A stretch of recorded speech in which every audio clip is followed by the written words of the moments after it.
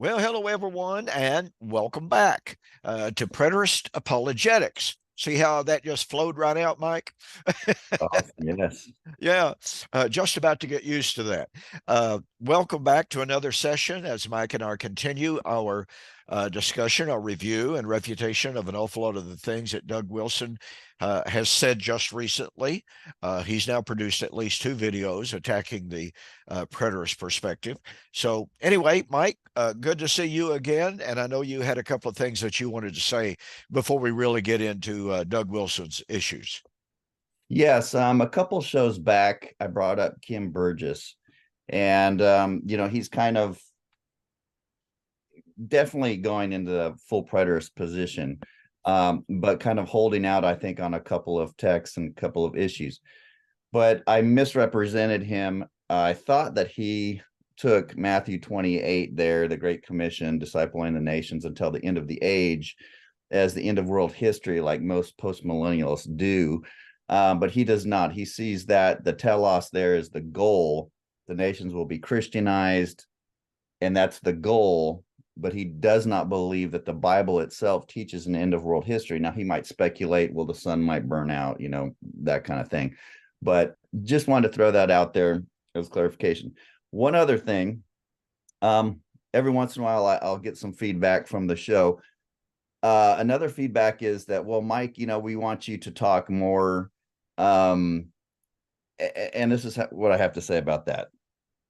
Guys, Don is my mentor. He's one of my mentors. I have Pastor Curtis, who is faithful.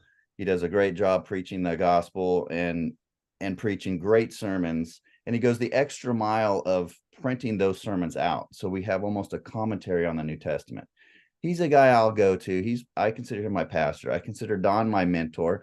And even though I disagree with William Bell on some issues, if I have a problem, I go to these guys because they're older than I am. They're more seasoned. And when you're younger, you have to have the humility to learn from people like that. So they're like, well, you need to talk more. It needs to be a 50-50. No, it doesn't have to be a 50-50. I'm in the great place right now where I can teach, but I can also learn, and we learn from each other. So, that's just kind of one of those things that was thrown out. And I'm like, yeah, I don't have a problem with it. If you're having a problem with it, then, maybe listen to another show. That's okay.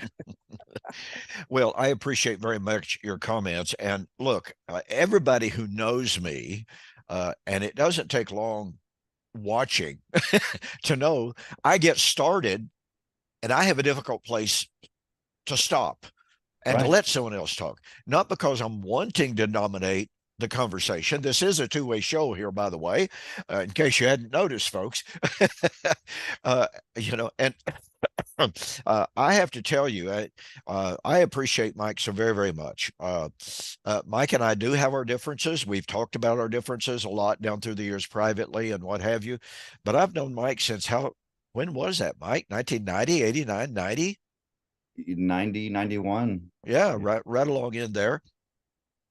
Uh, and I just appreciate how much Mike has grown uh, in the formulation of and articulation of covenant eschatology, and he jumped right in and started becoming the chart man. I've always been called the chart man. Now Mike's being called the chart man. Funny. Yeah, it really is funny. It's humorous. So anyway, I want everyone to know how much I appreciate Mike, and I'm not trying to steal his thunder when I talk. I'm not trying to do that at all. Uh, it's just my nature. And Mike is absolutely perfectly free and invited to jump in and say, "Hey, Don, let me talk, dude." Yeah. Yeah. And if I have something important to say, or if there's something I feel Don hasn't hit on, I'll jump in.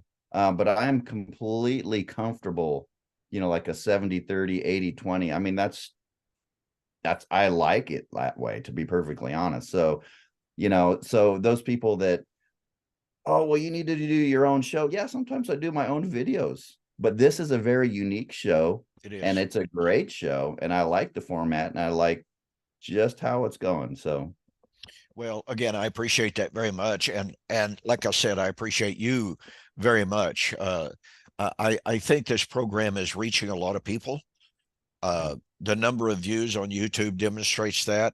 Again, it's not quote viral, by modern standards of 50, 60, 70,000 views, but we're reaching almost 2,000 people a week of views, and that's pretty significant when you consider that preterism is such a quote radical unquote and minority view, that the fact that we are picking up so many people that are willing to listen.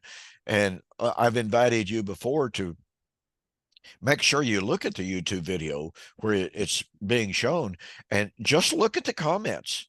I mean, boy, and you'll have to excuse me, folks. I'm burping. I just got up a few moments ago from a really big barbecue supper. So, well, pardon me. And secondly, I've talked an awful lot this week, and so my voice is just a tad weak. But anyway, all right. With those preliminaries out of the way, Mike and I want to continue our examination of 1 Corinthians chapter 15. As we noted last week, Doug Wilson did not attempt at all any in-depth exegetical examination. He just alluded to 1 Corinthians 15. It's about the resurrection, at the human end of human history, et cetera, et cetera. And just expects his audience to accept that as truth. But Mike and I both came from futurist perspectives. Mike came from a dispensational background way back when. I came from an amillennial perspective way back when. Both of us we're used to taking the futurist view, 1 Corinthians 15. But we were forced by the text, by the context, honoring sound biblical rules of hermeneutic, rules that we didn't make up, folks, rules that you can find in good works on hermeneutic. And so by following those very rules, and by the way, following the hermeneutical principles laid out by some of the leading postmillennial scholars of the day, of the present day and the past day, we both wound up where we are today.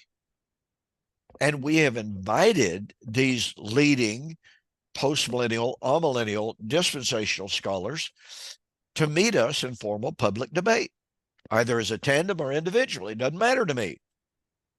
Right. What happens? Well, in about 9 times out of 10, they don't want anything to do with it because right. they know without any doubt whatsoever. Ken Gentry, for instance, and I have been going back and forth with each other, not directly, but I'll write an article and he'll pop writing an article that tries to deal with what I've done. For the longest time, he wouldn't even mention my name, literally. And yet you could read his article and you could pick out things that I had said directly.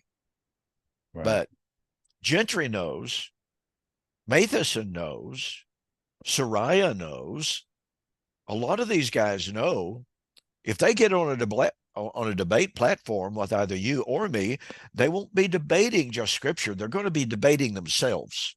Exactly. And that's the problem. They do not want to deal with their inconsistencies, their hermeneutical inconsistencies, that at least Gary DeMar is being honest enough to say, hey, look, I get guys writing me all these questions and, I try my best to deal with them, but they have really good points. And I just, that honesty is just so refreshing. Amen. And yet he is attacked, tarred and feathered by Gentry and Doug Wilson for saying the quiet parts out loud.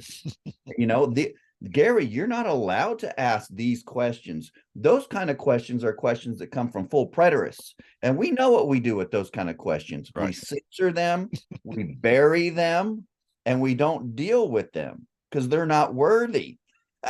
So don't you start asking those questions. And it's just, I mean, how do you look at yourself in the mirror when that is your approach? When you're trying to be a Christian man with integrity, or you're even trying to be a scholar. I don't know how that approach um is edifying in any way, shape, or form, but that is where we are.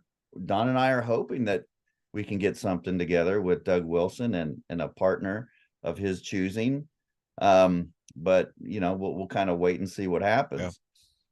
But so do you want to go into 1 Corinthians 15 and then deal with what Doug has said on Romans 8, or how do you? Why don't we go ahead and stay with our plan to look at 1 Corinthians 15? One of the things that you had suggested, which is a great suggestion, is that we look at Paul's motif and theme of the resurrection harvest. Okay.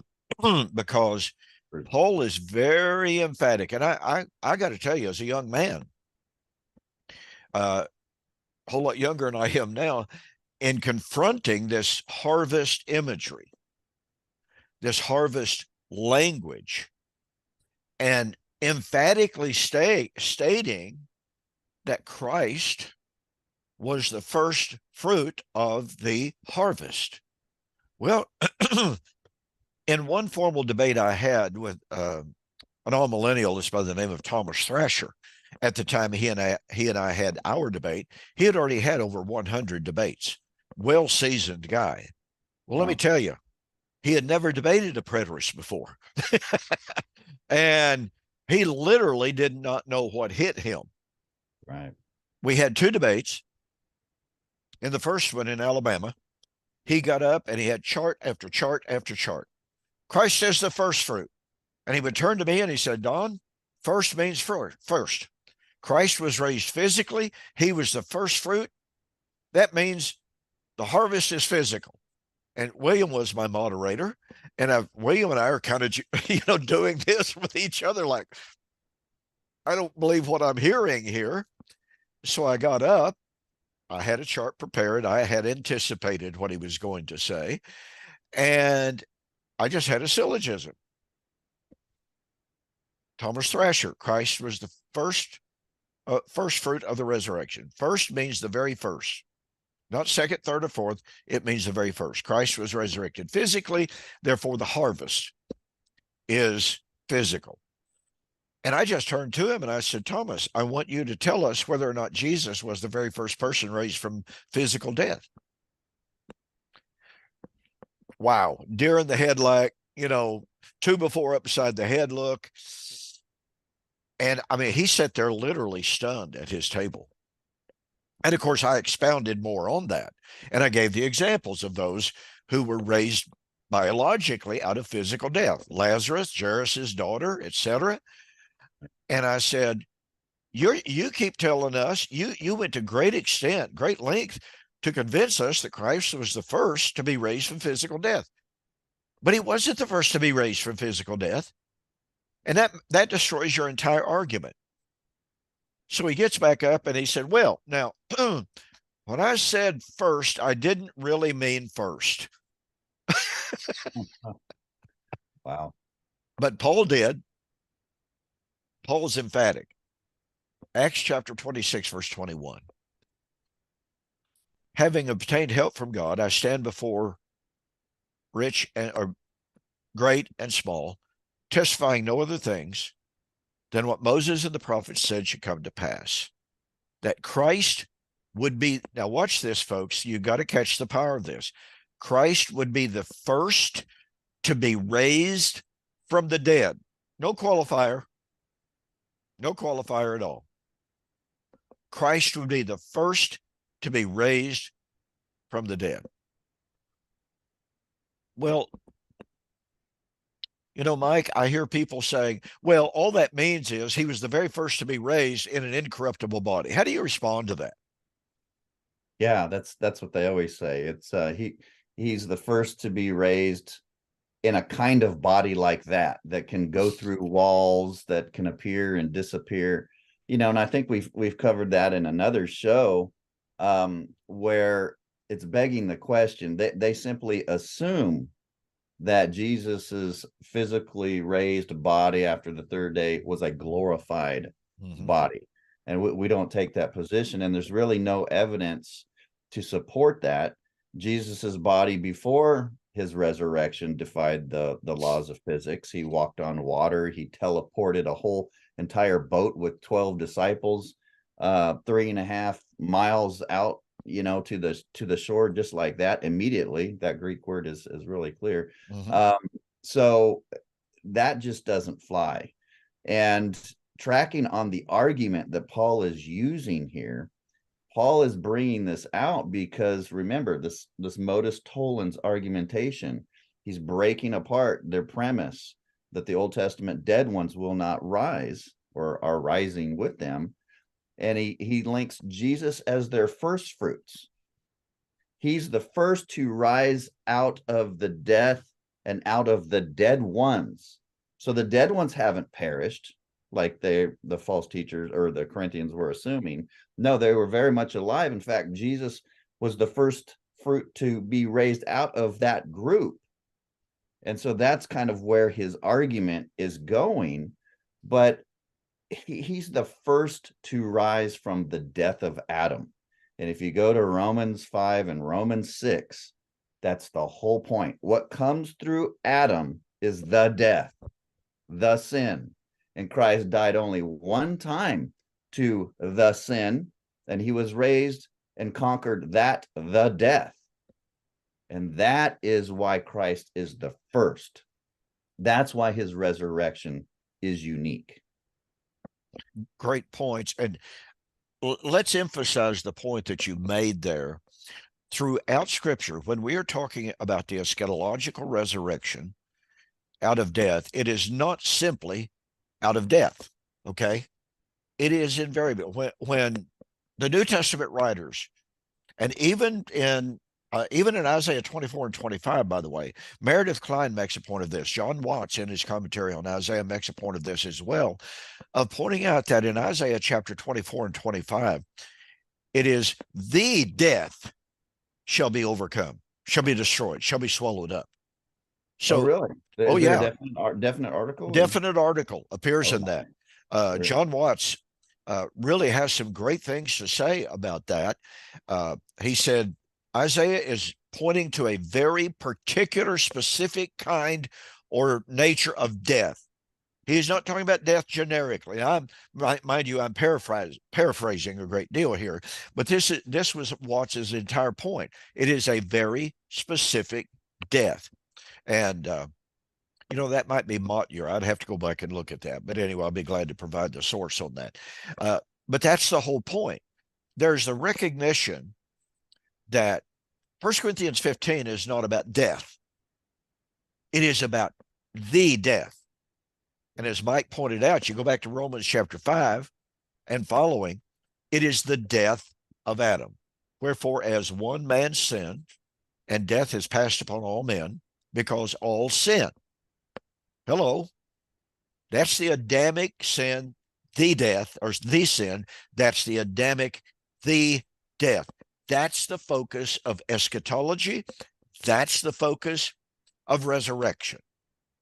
Yeah. There is not a promise of the destruction of death. In Revelation chapter 21, verse 4, yes, in the new heaven and new earth, people read it and say, oh, there's no more death. No, that's not right.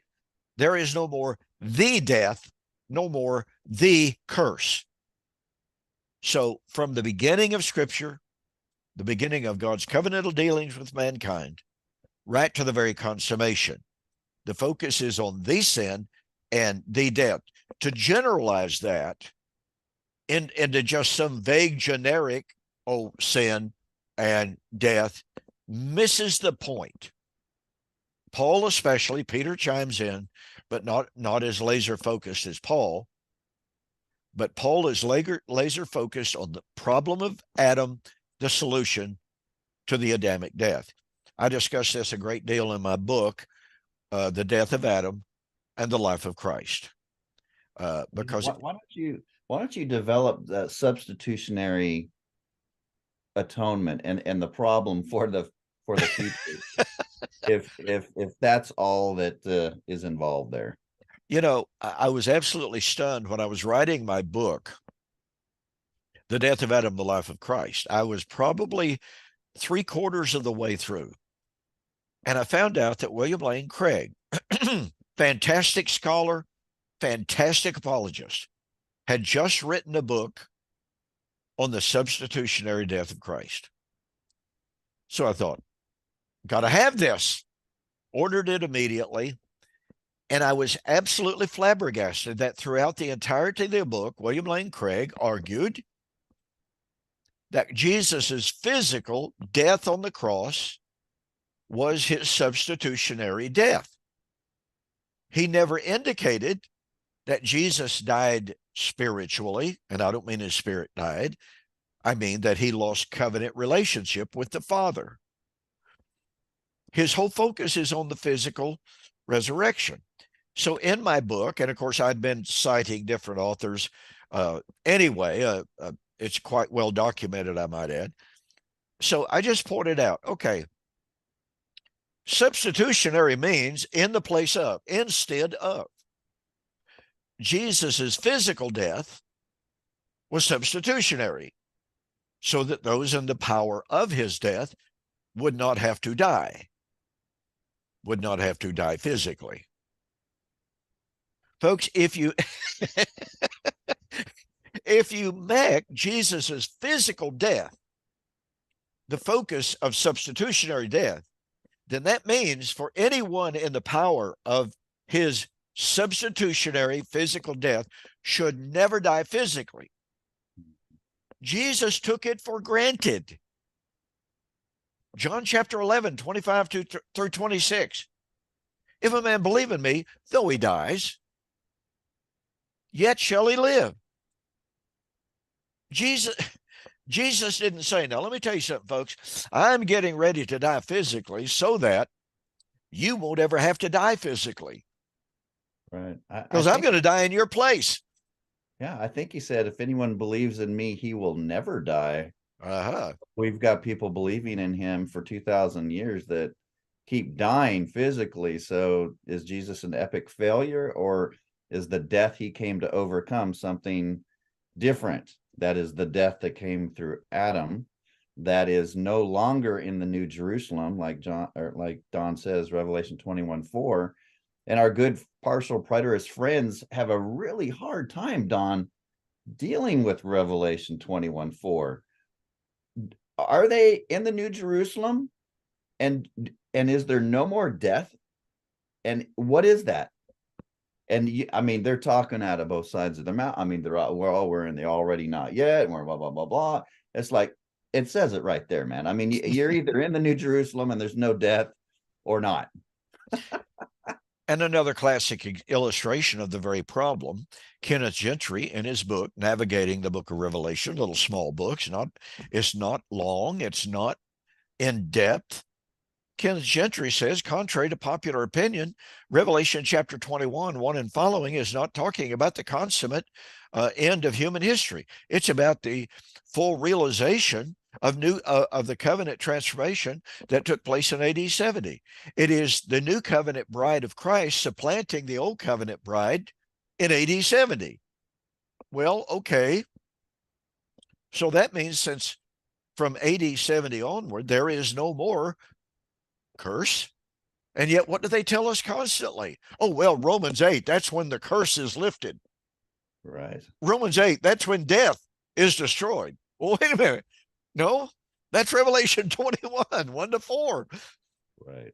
Which, again, Kenneth Gentry says that took place in AD 70. And by the way, in my formal public debate with James Jordan in Florida, 2012, something like that, I had extensive quotes from James Jordan to the same identical effect.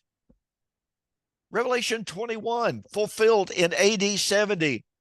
He went so far as to say the Adamic curse was destroyed in AD 70. I know, but in his book, Through New Eyes, you're reading it, and it's so great. And then he has this little paragraph. He says, but we await the physical phase. I'm like, where does it say that in the text? You've just you've just performed eisegesis. Now you're reading your creedal philosophy into the text where the text says nothing of the sort. Absolutely correct. And you and I both know, of course, that if they continued along the lines that they were going there, well, guess what? They'd get in trouble with their creedal brethren. Absolutely. And look, Andrew Perriman, boy, I love Andrew Perriman's writings. He's been gracious enough to kindly review my book on We Shall Meet Him in the Air, The Wedding of the King of Kings. He said, you know, whether one agrees with Preston's ultimate conclusions or not, Preston proves that preterism deserves a place at the table in discussions of eschatology.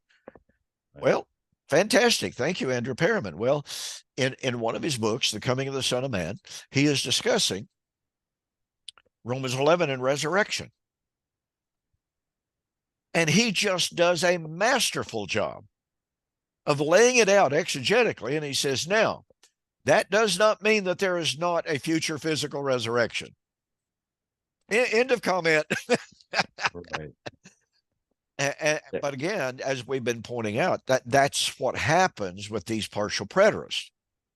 They use good, proper hermeneutic up to a certain point, and then all of a sudden they just chunk it over their shoulder and start reiterating what the creeds say.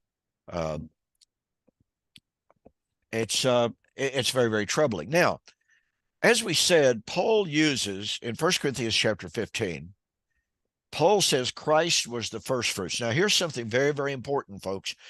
I don't claim to be a Greek scholar. Mike doesn't claim to be a Greek scholar. I tell people all the time, I know just enough Greek to make me dangerous. And what I mean by that is I've got commentary after commentary after commentary on these walls, in this office in here, these bookshelves behind me over here, of men who are world-class scholars. They are Greek scholars. So when I've got a question about the Greek, I go to these commentaries that are right here at my hand. New International Greek Testament Commentary, one of them I keep the closest. Word Biblical Commentaries, and again, I've got commentaries by Robertson. I've got, you name it. You know, when I hear about a really good Greek Testament commentary that has, quote, new research or something in it, I try to get it. I spend a lot of money on books. So here's the point. Paul in 1 Corinthians chapter 15 says, 19 and 20, Christ has become the first fruits. And it doesn't say, let me take note of what it does not say. He does not say Christ has become the first fruits of the dead. Not what he says. He says he has become the first fruits of those who had fallen asleep. Now, those who had already fallen asleep constitute those that the scoffers at Corinth were saying, those who had fallen asleep before Christ. And that's the focus of the Greek, parsing there, so to speak. He is the first fruits of those out from among those who had already fallen asleep before he died. Okay, so he's not talking about Christians here. Yeah, that's the only group that he could be speaking of, is the Old Testament dead ones, because there were no Christian dead ones before Christ. Exactly right. So it's extremely critical to understand that the force of the Greek translation tells us of what group Christ was the first fruits. He wasn't the first fruit of Christians because, as Mike just said, there weren't any Christians when in existence when Christ was raised from the dead. So he wasn't the first Christian to be raised from the dead, but he was the first fruit, first to be raised out from among those who died before he died. That could only be Old Covenant saints. Folks, once you grasp that reality, that is really, really important. It helps us to focus in and realize that, contrary to what Doug Wilson and the great host of most commentators today say, Paul is not dealing with people who are simply denying, quote, resurrection generically considered. Absolutely not. They are denying the resurrection of those out from among which Christ was the first.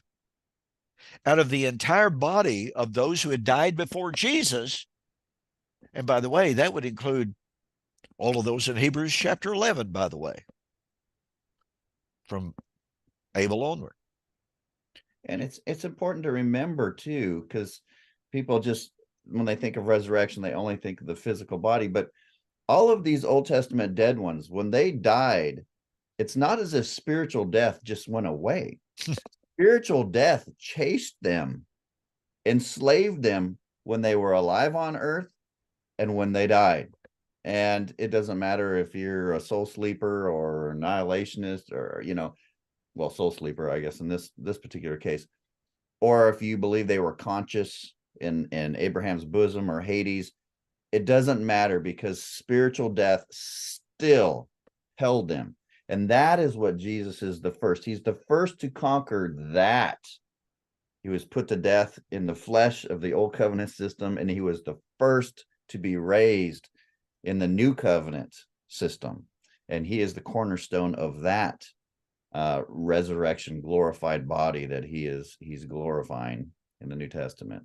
Absolutely. It's interesting. William Bell pointed this out to me years and years ago that in 1 Peter chapter 3 and verse 18, Peter says, pardon me, Christ was put to death in the flesh, but he was raised in the spirit. And William pointed out that the Greek of the text is in the locative. Now, what that means is that Peter is not saying, well, Jesus was put to death physically. Well, we all know he was. There's no debate about that whatsoever. But as William pointed out, because these are locatives, he was put to death in the realm of the flesh, in the sphere of the flesh, which is the old covenant, as Paul in Galatians chapter 4, writing to those who were under the law, had been under the law, they were converted to Christ. Now they were being tempted to go back. And he says, tell me, those of you who wish to be perfect, are you made perfect by the flesh or through the spirit?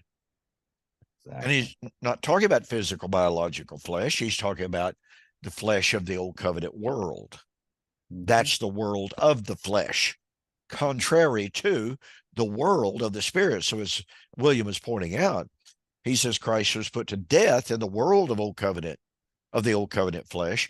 He was raised, same biological body, but in the world of the spirit.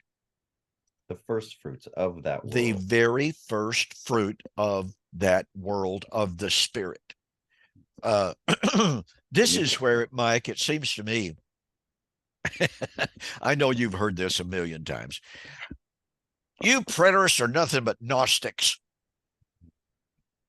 You know, you just hear this and you hear it and you hear it. In the first place, I'm pretty convinced that an awful lot of people who throw out that aspersion don't even know what a Gnostic was. You see, folks, Gnostics, one of the most fundamental ideological views of Gnosticism was that this stuff right here, physical, flesh, blood, and bone, is inherently evil. I don't know of a preterist that believes that. I don't either. And if you're a futurist and you take that vile body and was it Philippians 3 as this, then I guess you're a Gnostic. Well, I've said this very, very often. Uh-oh, I'm getting myself entangled here. Give me just a second. A lot of work has been done starting probably in the mid 20th century.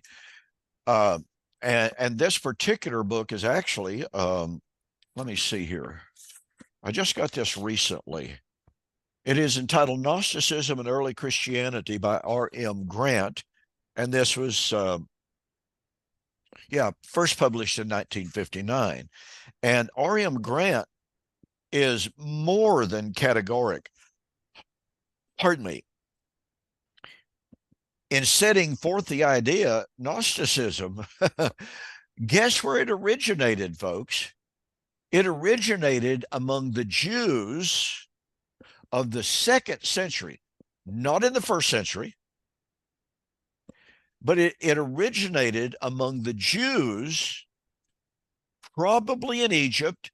And by the way, a more modern scholar by the name of Mark Smith uh, entitled a book entitled No Longer Jews.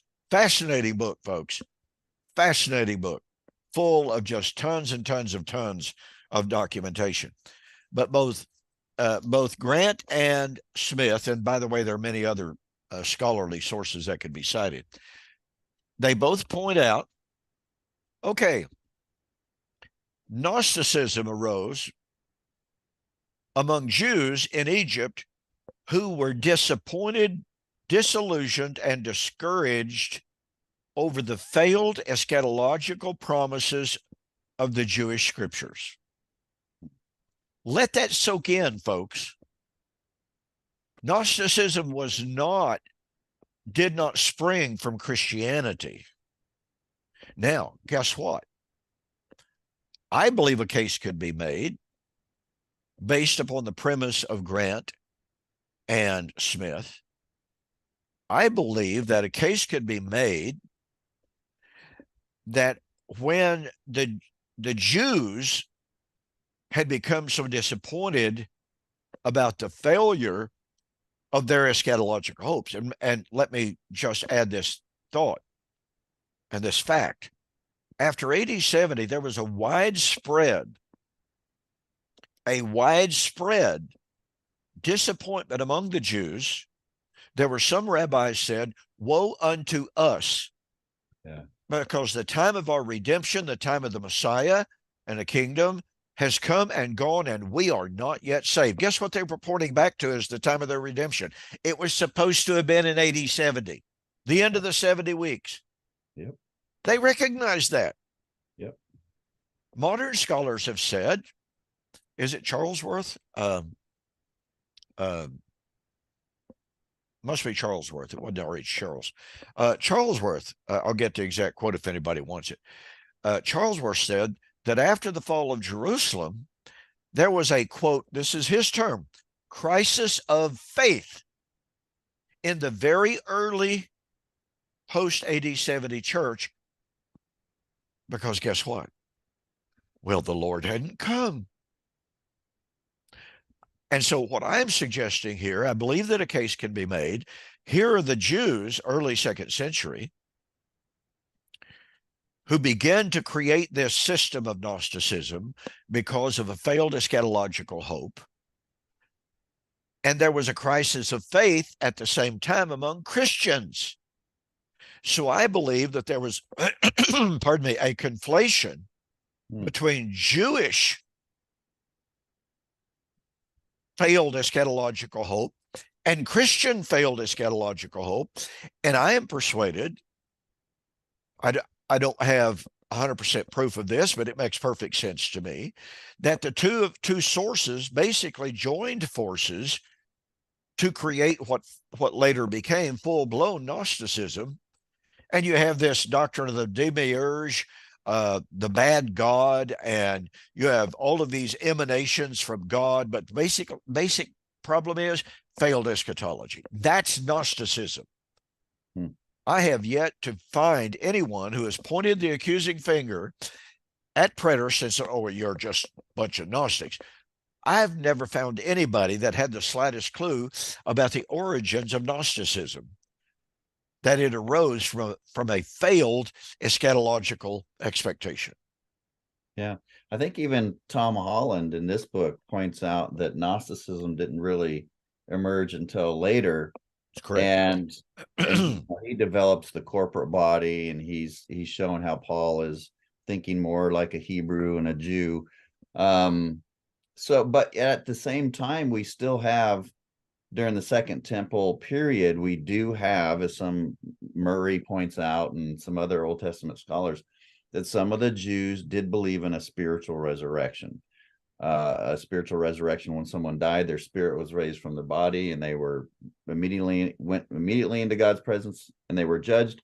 Or the other view, no, they go to a waiting place, and then at the end of our age, they're raised out of Hades, then to be judged. And Yes. that is the New Testament view. So then we get, if we go that route, and then we get the old, oh well, those were the Gnostics. Those Jews were Gnostics too, and so you preterists are just kind of inheriting their Gnosticism too. So it's just like you can't win no matter what. You just have to kind of point out the different views, and then go to Scripture and say, well, what does Scripture teach? Absolutely right. I mean, basically, it doesn't matter what the facts are. Your opponents are going to say, "Yeah, but, yeah, but." That's a totally pervasive form of argument, the "yeah, but" argumentation. Right. And what that means is that you've just presented facts that they're unfamiliar with, or you presented facts that they know they cannot answer.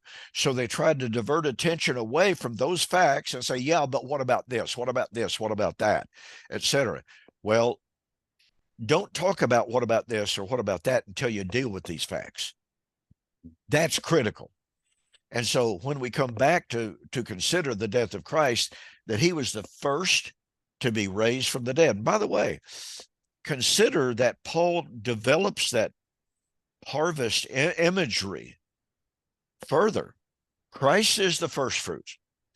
And technically, and by the way, I think this is important. William Bell is the only one I've ever seen that developed it in any detail like I did. And he and I kind of conversed back and forth a great deal on this when we first, I think we both found it independently, and then talking to one another, we're going, yeah, that's right. That's what I found too. It says Christ was the first fruit, right? Well, this goes back to Leviticus. The concept of the first fruits comes from Leviticus, folks. The idea, the doctrine of the first fruits comes from the Old Testament. Well, here's the deal. You had a first fruit of the first fruit. The first fruit of the first fruit was barley. The first fruit was wheat. So technically, you had two first fruit. Well, guess what we find throughout the New Testament? Two first fruit doctrines or realities. Christ is the first of the first fruit. He's the barley. Guess what? Of his own will begat he us by the word of God, that we should be a kind of a first fruits unto him. James chapter 1, verse 18. Well, of what were they the first fruits? Oh, the harvest. That's what first fruits is, ladies and gentlemen. It's the first fruits of the harvest. So you have Christ, who is the first of the first fruit of the first fruit, and then you have the first fruits themselves. Paul develops this, not extensively, but admittedly he develops it in Romans chapter 8, where, guess what?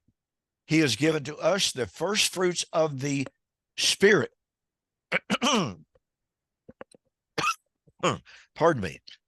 So when you talk about first fruits, we have to see that the idea here is not on, it's not even on the nature.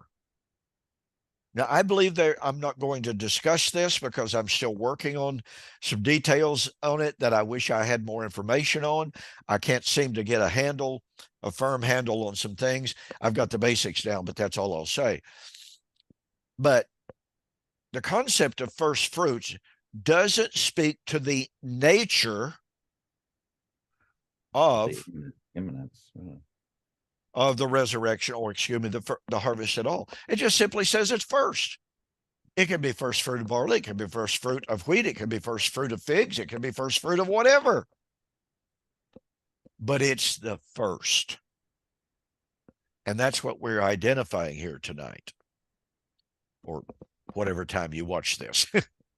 Yeah. How long until the harvest after the cutting of the first fruit of the first fruit? That's an issue I haven't been able to knock down. It seems to me that John chapter 4 may touch on it. John chapter 4, verse 35, in which Jesus says, do not say it amongst yourselves, there are yet 4 months and then the harvest. And see, in that context, in Matthew chapter 9 as well, he told his apostles, lift up your eyes, for the fields are ripe already unto the harvest. Yeah. So it The, seems to, go ahead. I mean, there obviously was a period of time. I don't know how long that period of time was. I haven't been able to nail it down. I've tried to do some research on this area and say, well, okay, was it generally 2 weeks, 3 weeks, 4 weeks? I don't know. Perhaps Well, some of our viewers who are more familiar with the agronomy of the time can weigh in on this and help us out with I, this. I've got a great idea. I've got even a better idea. Why don't we let Pastor Philip Kaiser, who signed the letter, the Inquisition letter to Gary DeMar, answer? Because he says this: where do we get the I'm quoting him, where do we get the idea that there would be an imminent resurrection in AD 70? Question mark. He says it's implied in the word first fruits. Hmm. Yeah, maybe we should have him explain That that. would be a great idea. Well, listen, uh, although he didn't make the 70 AD application, W.D. Davies, in his The Gospel in the Land, I believe it was, commenting on Romans chapter 11, by the way, he brings 1 Corinthians 15 into it, right? But he's commenting specifically on Romans chapter 11, verse 15, where Paul says, if the casting off of Israel be the riches of the Gentiles, then how much more shall their incorporation be? And what shall it be except life from the dead? Whoa. You mean conversion is life from the dead? Well, for those, former preterists who tell us that there's not but one form of death in all the Bible, and that's physical Right. death. Yeah, I think that former preterist is going to be in a world of hurt by our friend Mr. Bell I'm pretty sure that he's going to on be that in. particular issue. But Yeah, absolutely correct. So anyway, W.D. Davies, commenting on that passage in Romans 11:15, says, we should not seek to escape the force of Paul's statement concerning resurrection here. He is asserting that the resurrection was present, which is exactly like Stephanos Mahalios in his book, which you have, I know, the eschatological, the eschatological Danielic hour in the Gospel of John. There's a title for you. But he says over and over and over that Jesus, in citing Daniel chapter 12, said the time for the resurrection had arrived. yeah, yeah, Beale, G.K. Beale goes into that quite a bit, showing that the old Greek Septuagint there in Daniel 12:4 is the hour of the end. And so when Jesus talks about the hour is coming and now is in John 4 and in John 5, it's the same already and not yet hour there. He's going back to Daniel 12. It's that resurrection hour of judgment and resurrection. That is the consummation. That's what he's talking about. That is exactly right. And yet here are these men, they acknowledge that the time of Daniel chapter 12 that he foretold for the last days, the last hour, the last day, had arrived in the first century. And yet here we are 2,000 years later, and it hasn't happened. This is why so many of the higher critical scholars say Jesus failed, because they have the physical aspect or the physical expectation, physical idea of the resurrection. Well, it obviously didn't happen, even though Jesus said the time had arrived for that. By the way, I discovered something just last week, and this is particularly relevant to our discussion here. In Daniel chapter 12, let me see, let me get my Septuagint. In Daniel chapter 12, verse 13, Daniel was told, but you go and rest. This is the English translation of the Septuagint. For there are yet days and seasons. Seasons. Well, guess what that is? It is days and hours. So when Daniel was told there are many days and hours between now and the fulfillment, and the New Testament writers here, Jesus says, you don't know the day and the hour. The day or the hour. Absolutely. But it'll be in this generation. Yeah. Okay. First Thessalonians chapter 5, verse 3. Now concerning the day and the hour. Where are they drawing this concept of the days and the hours?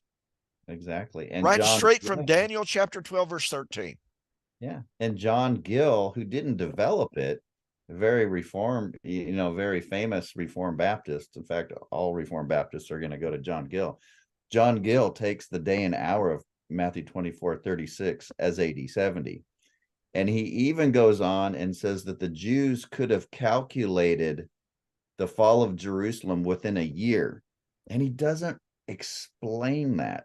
And I think it goes back to that concept of the Jews calculated the 70 weeks or the 77s in the terms of 10 Jubilee periods from the destruction of the first temple, anticipating, like you said, the Jews were, when this temple is destroyed, Messiah is supposed to come. And they thought it was an epic failure, but they didn't realize Jesus was Messiah, most of them. So yeah, that's awesome. Yeah, I was just I'd been working my way through Daniel chapter 12. I'm writing a paper entitled Did the Millennium Begin in AD 70? And yeah, I know. And I was also developing a series of articles entitled Old Testament Israel, New Testament Salvation. But I was focusing on Daniel chapter 12 and how pervasive Daniel 12, how his terminology is used by the New Testament writers. Daniel was predicting the time of the end, the Kairu Suntalia, literally the appointed time of the end. And in Daniel chapter 12 and verse 6, one angel asked another, after Daniel's been given the vision of the great tribulation, the resurrection, the time of the end, the righteous shining forth in the stars, this one angel asked, when shall these things be? When shall these things come to an end? Well, that's the Greek word peros in the Septuagint.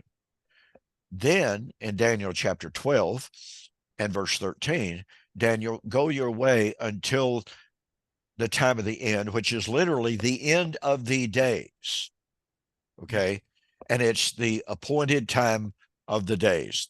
It's let me see. I believe that's Eskatu Hemeron, if I'm not mistaken.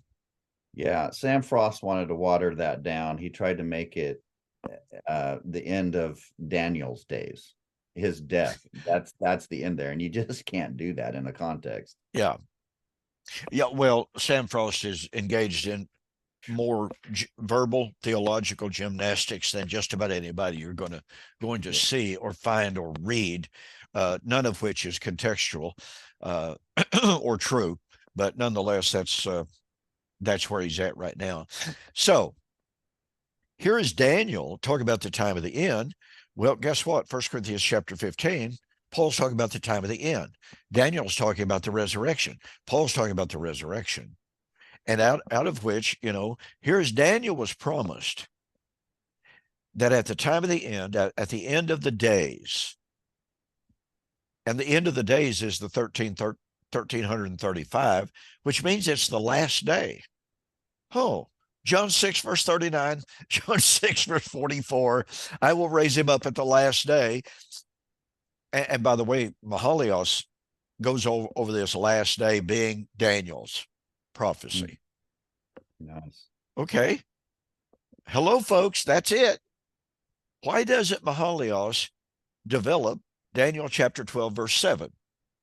Oh, well, maybe there's a reason he didn't. Hey, send me that reference, that quote, will you? Which one? The last day of John 6 being Daniel 12. Yeah. Okay. I have to find his book. Boy, in my transition from my house as my office to my new office, I'm still looking for my books. So I'll try to find that. So, okay. So we have these great themes. Daniel was promised that at the time of the end, he would arise to his inheritance, arise to his reward. That's at the end of the days. Okay.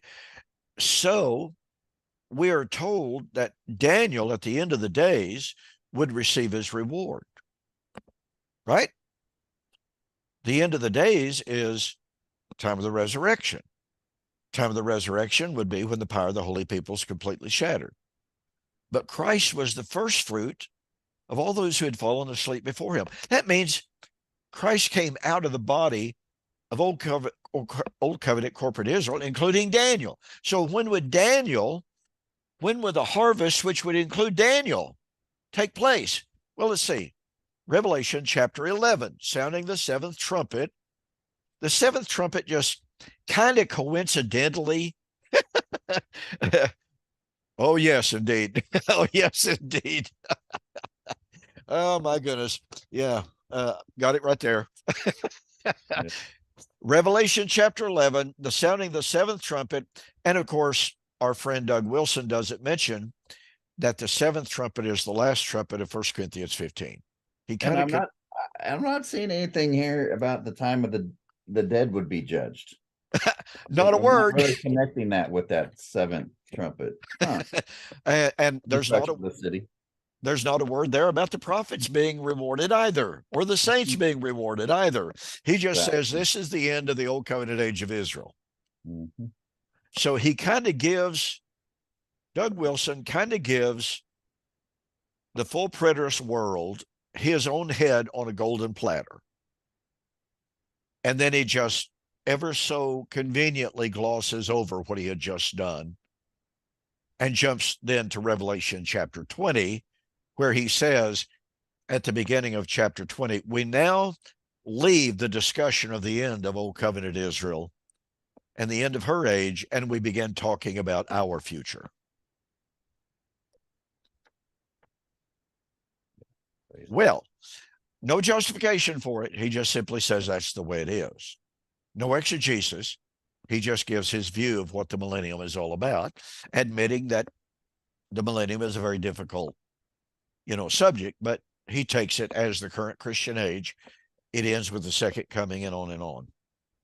But back to the point, Revelation chapter 11, the harvest, the time of Daniel's rewarding by Christ, who is the first fruit of the harvest. Revelation chapter 11, at the sounding of the seventh trumpet, again, which is ever so conveniently the last trumpet of 1 Corinthians chapter 15, verse 52. At that time, it is the time of the dead that they should be judged, and of the prophets and the saints that they should be rewarded. Well, folks, what in the world is that except the resurrection of Daniel chapter 12? But of course, Doug Wilson has already told us, he told us this in the very first video that we have been examining, that he doesn't pay a whole lot of attention. That's not his words, but he doesn't pay a whole lot of attention to Daniel chapter 12 because it's too obscure. Oh, man. And yet Daniel chapter 12 permeates the book of John, again, according to Mahalios, the book of Daniel, Perriman, N.T. Wright, most scholars today, pardon me, they recognize that Daniel 12 lies behind, serves as one of, certainly not the only one, because Isaiah 25 and Hosea 13 come into play here, but Daniel 12 is in the background of 1 Corinthians 15. Okay, so we have back here, Daniel promised his reward at the time of the end when the power of the holy people will be completely shattered. And in Revelation chapter 11, we have the prophets being rewarded at the time of the judgment and destruction of the city where the Lord was crucified. I wonder where that was. Hmm. Yeah, and doesn't he mention something about 3.5 years? And isn't that when the angel tells, says that this is when the resurrection is going to take place in Daniel 12:7? The 3.5 years, 3.5 years, judgment of the dead, judgment of the dead. The parallels are more than striking. They're not obscure No. and they're not difficult except in light of the creeds. Mhm. They're very difficult to reconcile with the creeds. Well, let's just say that you can't reconcile those parallels with the creeds. You just simply can't do it. Well, all right, folks, we didn't complete our study of the first fruits and the harvest. We will try to continue this next week. It is an absolutely fascinating and critical study, as I think you could tell just by tonight. So, all right, another good time, Mike. Great to be with you. All right. See you next week. All right, good night, folks. Bye bye. All right, there we are. Another good Well, one, Mike. yes. This is tricky because I'm not sure how. I really wanted to get into Hebrews 1 and 2. I mean, he just shot himself so much in that podcast. I Oh, mean, he equated the eschatological marriage with the fulfillment of Romans 8, yep, and he connected the birth, the birth motif yep. of Isaiah 26, Isaiah 51, Isaiah 65 and 66. And it's like, dude, I mean, you believe that the marriage took place in AD 70. Therefore, Romans 8 was fulfilled. Yeah. So I was going to ask you, because we didn't really get into Psalm 102, but he talks about the appointed time Oh, yes. in Psalm. And so I don't know what the Hebrew there is, but is he not tracking on the appointed time of Daniel? Yeah, I think so. Well, I think Daniel's drawing on it.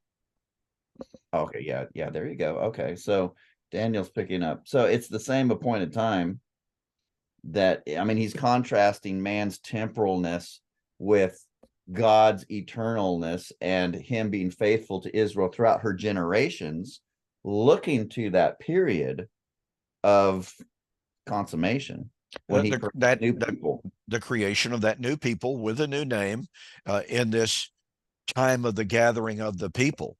And well, I tell you what, in this manuscript, Resurrection Feast Fulfilled, if I ever get it done, Gads, this has been a nightmare. Okay, absolute total nightmare. I reached out to a guy who is a PDF expert, right? Right. And asked him if he could help. He's volunteered to do that before. He is a professional PDF guy. So I reached out and told him what was happening, et cetera, et cetera. And he said, well, you kind of were shot in the foot from step one because your document was converted into Google Docs. Google Docs doesn't accept a page size that you produce your manuscript in. Well, that throws the indices completely off. It throws the table of contents completely off. And I'm going, and I spent $1,000 on a guy to do additional editing and generate my indices, what have you. And it's just gone, blah, blah, blah. So Oh, now this guy has said, okay, I will work with your guy. Here's what has to be done. Mike, he writes out a full page of steps, step, step, step, step. And I'm going, whoa. I don't understand a word this guy said. It's like your book is held hostage It is. It in is. cyber jail. It is just, it is absolutely unbelievable. Okay, I got sidetracked. I lost track of what I was going to say, but uh, it was Well, something. it's Oh, God's in the problem. book. Yeah, in the book, I have this entire chapter devoted to the study of episynagogy. Episynagogy is resurrection. Right. Oh Okay. yeah, in the And Old so, Testament, we oh, say. yeah. And Psalms 102 is one of the key Old Testament eschatological texts. Isaiah 27:13.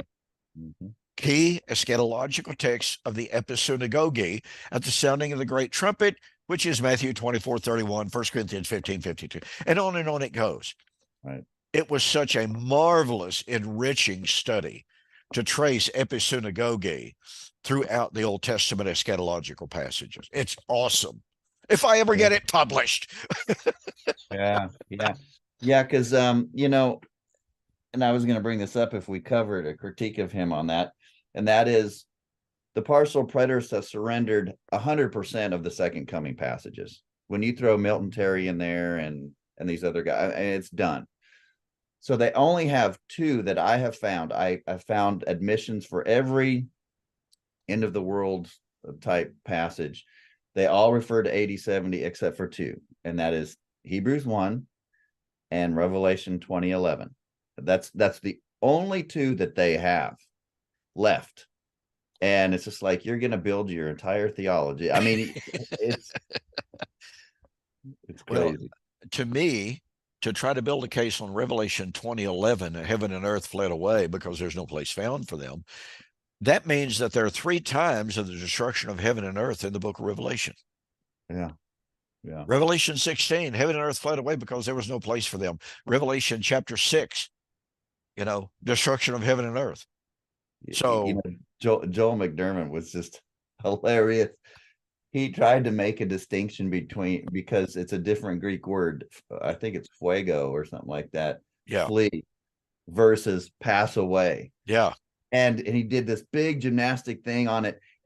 But the greatest admission is like, but Joel, you don't understand. He's used that Greek word before in Revelation 6 when he talks about the islands fleeing away. Yeah.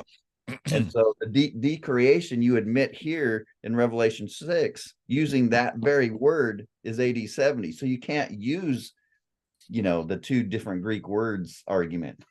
But that gets back to that missing word, different word hermeneutic. I know. I know. Well, I got to get over to house. So we will see you later, my friend. Good night. All right, brother. Take care.